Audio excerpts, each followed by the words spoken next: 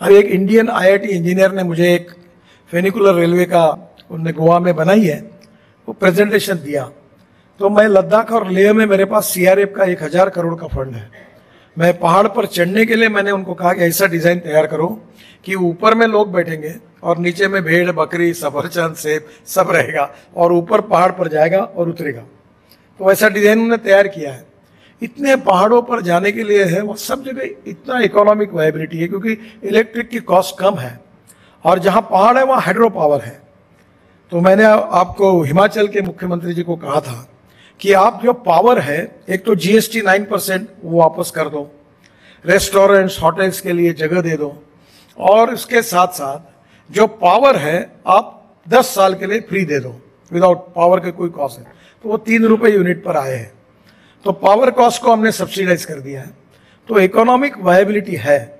तो मेरा आपसे अनुरोध है कि फ्यूचरिस्टिक टेक्नोलॉजी का उपयोग करके जो सस्टेनेबल डेवलपमेंट में हम जा रहे हैं, उसमें सबसे पहला मैंने अपने क्षेत्र के बारे में जैसे बताया, वैसा अलग अलग फील्ड में हम फास्टेस्ट ग्रोइंग इकोनॉमी है और वर्ल्ड स्टैंडर्ड की सभी बातों को करने का हमारा उद्देश्य भी है। और प्रधानमंत्री जी का कहना है कि हम $5 ट्रिलियन की इकोनॉमी बने, सुपर इकोनॉमिक पावर बने, और इसके लिए हमें ज़रूरत है आपके सहयोग की।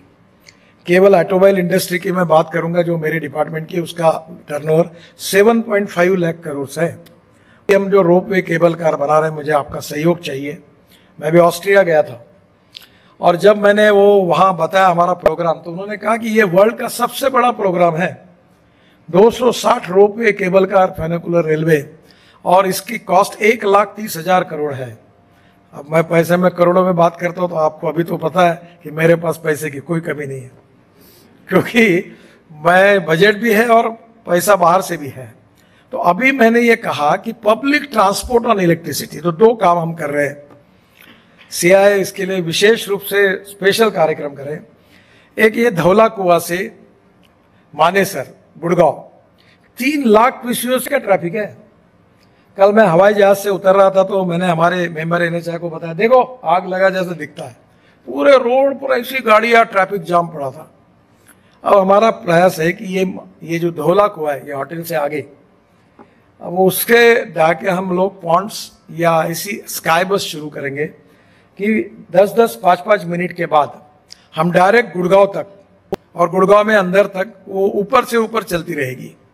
तो लाखों लोग अगर उसमें जाएंगे तो इकोनॉमिक वायबिलिटी है।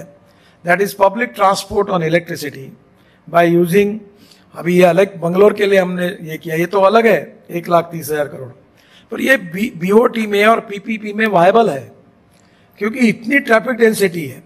अभी हम चेन्नई और मुंबई में ऐसे प्रोजेक्ट बना रहे हैं कि नीचे में 8 लेन रोड, ऊपर में फ्लाईओवर, उसके ऊपर में फ्लाईओवर और उसके ऊपर में मेट्रो।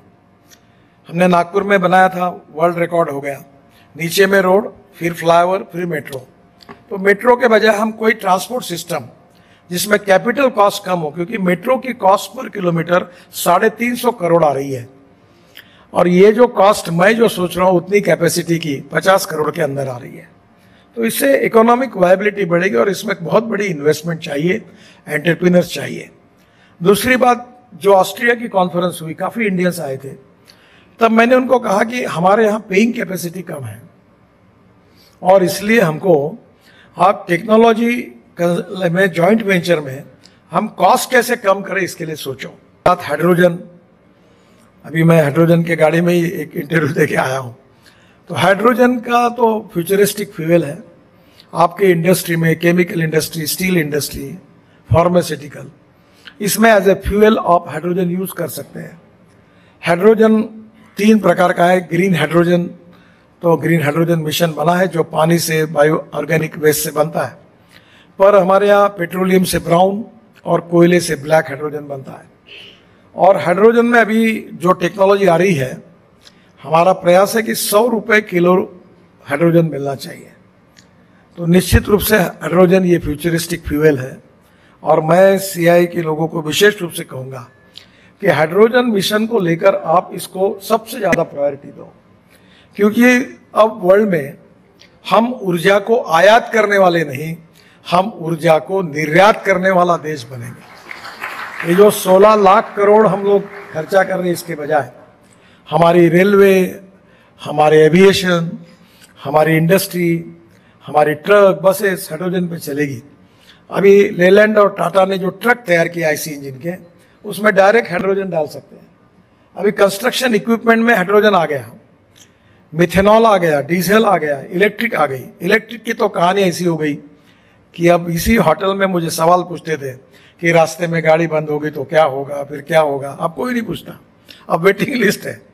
अब नई नई इलेक्ट्रिक गाड़ी आ रही है और गाड़ी भी मिल नहीं रही।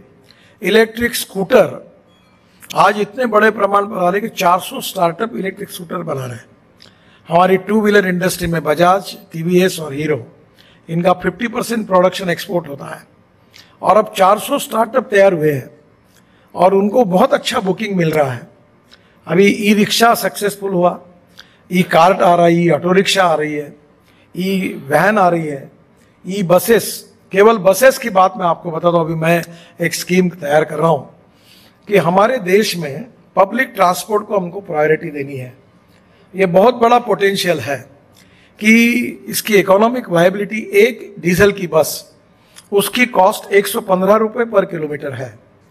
अभी मैंने मुंबई में अशोक लेलैंड की डबल डेकर बस इलेक्ट्रिक भी लॉन्च की, और इलेक्ट्रिक बस का जो हमारा टेंडर आया वो 39 रुपीज़ पर किलोमीटर फॉर नॉन AC बस एंड AC बस 41 रुपीज़ पर किलोमीटर, यानी 1/3 है।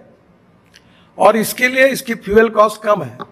दूसरी बात, डीजल की चोरी, मैं ही मंत्री हूँ, स्टेट कारपोरेशन की हालत बहुत खराब है। मैं मजाक में कहता हूँ कि गाड़ियाँ ऐसी है कि हॉर्न छोड़कर सब बजता है।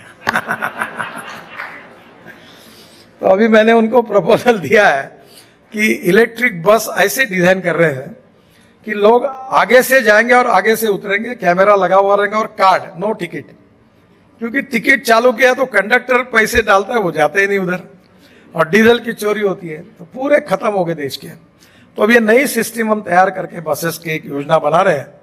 और ये अगर इलेक्ट्रिक बस की योजना है तो लंदन ट्रांसपोर्ट का जो मॉडल थे, वहाँ 9 ऑपरेटर है, ड्राइवर जो जिनकी बस है उनका है, कंडक्टर कारपोरेशन का है। आपको समझ में भी नहीं आता। और वो केवल इतनी अच्छी सिस्टम सक्सेस हुई, इस क्षेत्र में हमको 2 लाख बसेस चाहिए, डबल डेकर बसेस चाहिए इलेक्ट्रिक पर।